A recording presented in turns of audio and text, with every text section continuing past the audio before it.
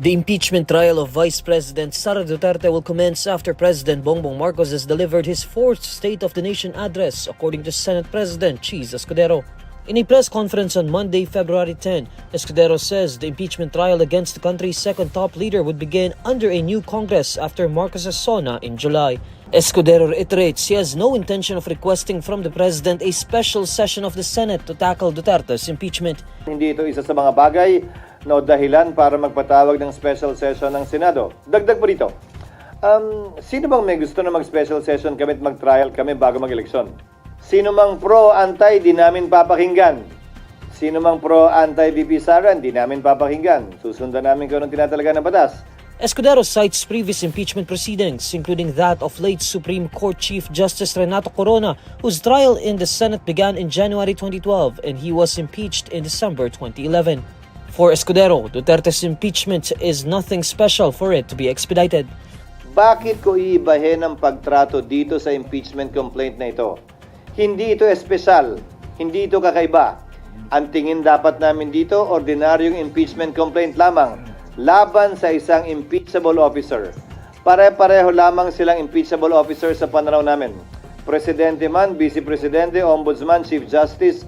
Marcos previously said that he would call a special session only if requested by the upper chamber. The impeachment complaint against the Vice President accuses her of culpable violation of the Constitution, bribery, graft and corruption, betrayal of public trust, and other crimes. With the Senate yet to begin its impeachment trial against Vice President Sara Duterte, Batangas 2nd District Representative Jervil Luistro says there is no discussion yet if the House of Representatives will raise the matter to the Supreme Court.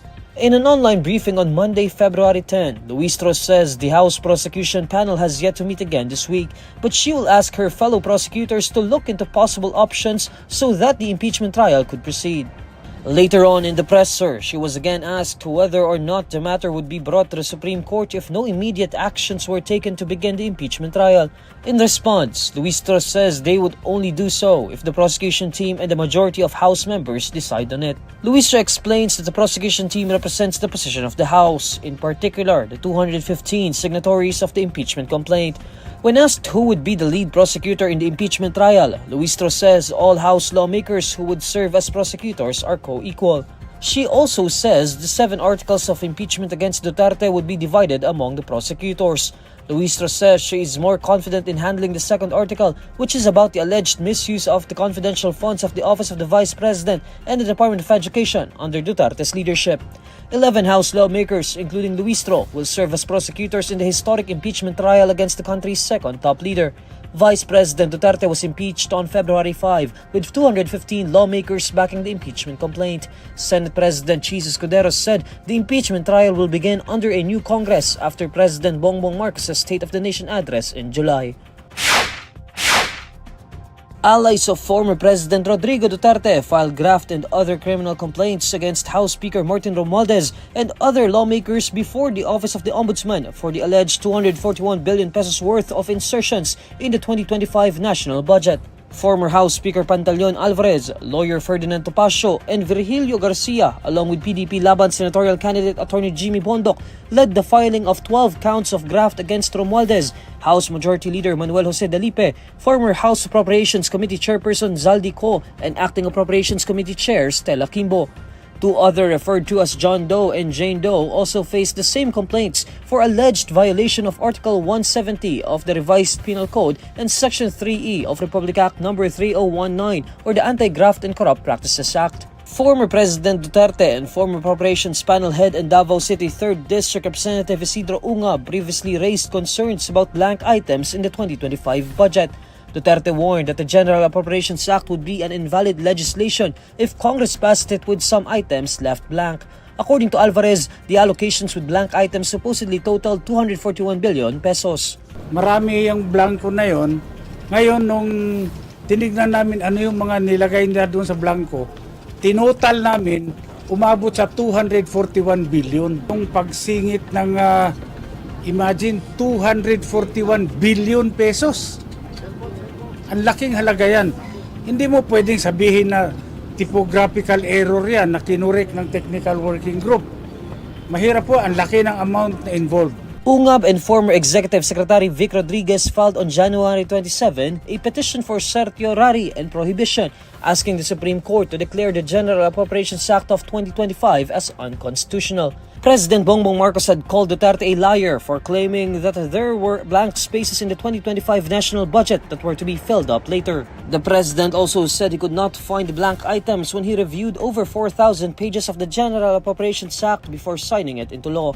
For her part, Kimbo clarified that the blanks in the Bicameral Conference Committee report on the 2025 national budget were only for the final computation of the amendments. She reiterated that the 2025 General Appropriations Act is legal, as the allocations on the then proposed budget were already decided by the BICAM before the House of Representatives and the Senate ratified the report. She insisted that the enrolled budget bill had no blank provisions. The National Food Authority may release rice stocks next week following the declaration of a food security emergency, according to Agriculture Secretary Francisco Tiu Laurel Jr. In a palace briefing on Monday, February 10, Tiu Laurel says more than 50 local government units from Calabarzon, Mimaropa, Bicol, Western Visayas and Eastern Visayas already signified their intent to procure rice from the NFA. Sa ngayon, marami ng LGUs nag-signify ng intent and but there's lumalabas kasi sa procedure, may documentation na kailangan gawin, ano? So hopefully matapos lahat ng documentations between FTI, NFA to FTI, FTI to LGU, and by next week maro-roll out na hopefully yan. Thank you. The food security emergency was declared on February 4 due to extraordinary increase in rice prices despite efforts to lower them. Under the declaration, LGUs and Kadiwa centers may procure rice stocks from NFA warehouses and sell them at the minimum price of 35 pesos per kilo. The measure was also taken to create space in NFA warehouses for this February's upcoming harvest.